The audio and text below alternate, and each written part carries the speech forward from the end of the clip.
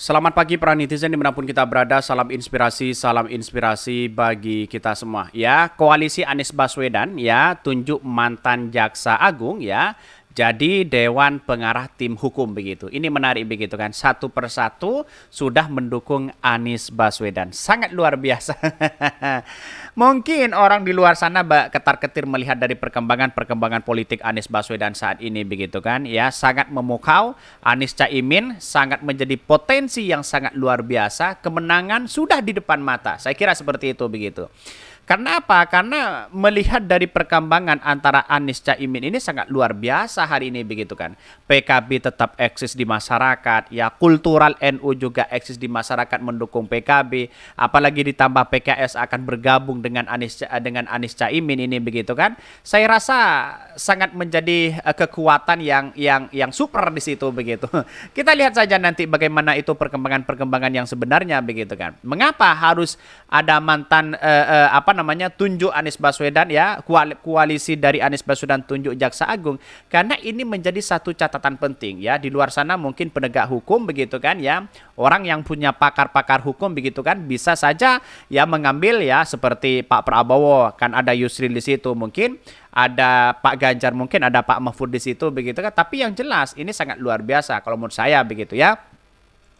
Bahkan ini koalisi Anies tunjuk ya mantan Jaksa Agung jadi Dewan Pengarah Tim Hukum ya. Bahkan ini mantap Anies Baswedan ya, Jaksa Agung yang dari Nasdem itu ya, katanya begitu ya. Itu pendukung Prabowo kayaknya begitu kan. Kenapa pada geloncotan gitu? Anak buahnya si Surya Paloh dia, katanya begitu. Banyak spekulasi sudah mulai agak nyerang begitu kan ya.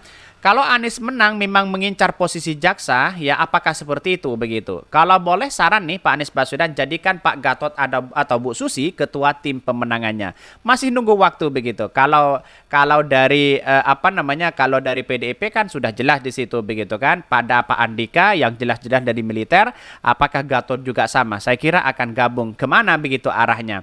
Kalau dari kedekatan ini Pak Gatot ini lebih dekat kepada Pak Prabowo begitu. Sekarang ini begitu ya, teman-temannya sudah masuk di situ. Tapi yang jelas kalau memang ya ingin melihat arah masyarakat hari ini begitu kan, yang diinginkan oleh masyarakat, tentu ya Anies Baswedan menjadi catatan yang sangat luar biasa begitu. Karena Gatot juga di satu sisi dekat dengan para ulama, para kiai di situ begitu. Bisa saja kemenangan itu begitu ya. Atau setidaknya Bu Susi. Dari Nasdem untuk Nasdem katanya begitu. Hanya ada dua nama di kala itu ya, Jaksa Agung rasa parpol ya. Ini sudah mulai menyerang begitu ya. Pendukung-pendukung mereka begitu ya. Bahkan ya mengatakan wah ini sangat luar biasa ini ya, dari koalisi Anies Baswedan begitu kan, bisa saja mengambil dari posisi itu begitu. Mantap, ketemu mantan ya, mantan ketemu mantan, cocok katanya begitu. Jaksa Agung, jaksa, wah ini luar biasa begitu ya, Jaksa Agung Surya Paloh katanya begitu. Dan bahkan di satu sisi melihat dari realitas ya dan perkembangan itu, bahwa Anies Caimin ini menjadi potensi yang sangat luar biasa ya. Kenapa? Ya di satu sisi ya bisa saja nunjuk Gatot atau Susi menjadi tim pemenangan begitu, ketua tim pemenangan. Saya kira menurut saya pribadi solusi utama adalah bahwa ketika Anies Caimin sudah terbentuk dari PKB, Nasdem dan PKS begitu kan. Menurut saya pribadi begitu, ketua dari pemenangan Anies Caimin ini harus dari luar ya, dari luar partai ya. Di luar partai itu sangat memungkinkan, bisa saja Gatot di luar partai, Bu Susi di luar partai begitu. Kenapa?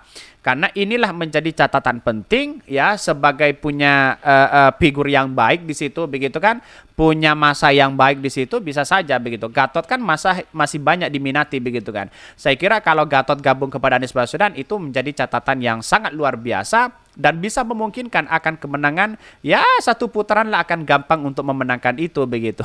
Tapi tunggu saja karena politik kita kan dinamis, tidak menentu di situ begitu ya. Bahkan ini ya, koalisi Anies tunjuk mantan Jaksa Agung jadi Dewan Pengarah Tim Hukum ya. Koalisi Perubahan pengusung Anies Baswedan ya dan Muhaimin Iskandar menunjuk mantan Jaksa Agung Muhammad Prasetyo sebagai Dewan Pengarah Tim Hukum di Pilpres di 2024. Bahkan Sekjen Partai Nasdem Hermawi Taslim mengatakan mantan ya Jampitsus Edwin pimpinan ya Sitomorang juga termasuk Dewan Pengarah Tim Hukum ya. Ada beberapa nama, tapi kalau itu sudah konfirmasi menjadi Dewan Pengarah tim hukum kita, kata Hermawi usai rapat di kantor DPP PKB Rabu ya. Bahkan sejauh ini Hermawi mengklaim Koalisi Perubahan telah menerima pengajuan dari sekitar 1.000 advokat yang ingin menjadi bagian dari tim hukum Anies Caimin ya. Ya bisa saja begitu kan ya, ada kong kali kong besar, ada permainan besar begitu kan ya, 1.000 advokat untuk bisa menggugat ke MK nanti begitu kan. Karena ini kita dinamis begitu, tidak menentu begitu kan. Pilpres semakin hangat begitu kan, ya KPU dan Bawaslu harus diawasi betul. Maka masyarakat harus bergandengan tangan begitu. Bagaimana permasalahan-permasalahan yang ada di masyarakat saat ini begitu kan.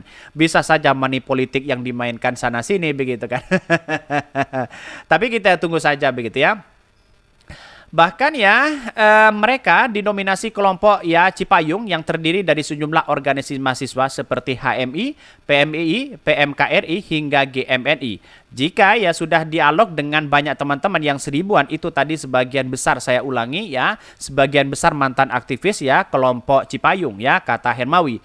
Nanti kita Hermawi ya, tim tersebut akan mengawal semua proses yang menyangkut urusan atau proses hukum dari pasangan Anies Caimin untuk maju di Pilpres. Koalisi Perubahan juga telah menjadwalkan rapat dengan mereka pada hari Senin pekan depan ya.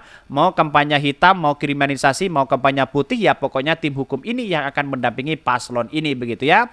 Ya, ini sangat luar biasa kalau ini menjadi catatan penting begitu kan ya, sebagai apa begitu kan. Ya sebagai penasihat hukum di situ begitu kan, sebagai bagaimana hukum realitas di perkembangannya begitu kan. Yang lain di tim-tim lain pasti ada orang-orang hukum di situ begitu ya. Maka ini menjadi rebutan yang sangat luar biasa. Kalau 1.000 hukum advokat saya kira menjadi potensi untuk menjaga bagaimana jalannya demokrasi yang jujur, adil dan makmur begitu kan. Tapi yang paling diawasi ini adalah bagaimana KPU dan Bawaslu begitu kan. Tetapi dari advokat ini kan punya aturan sendiri begitu kan di situ begitu kan. Apakah dia melanggar atau tidak kita tunggu saja. Advokat yang kekuasaan dari advokat yang memberikan satu statement apakah itu adalah jurdil atau tidak begitu kan.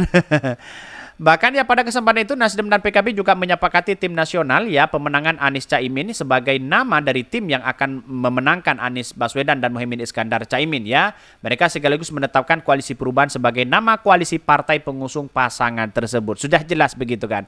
Arahnya kemana sudah jelas ya. Politiknya ke arah kemana sudah jelas begitu. Saya kira ini menjadi catatan penting yang sangat-sangat luar biasa begitu.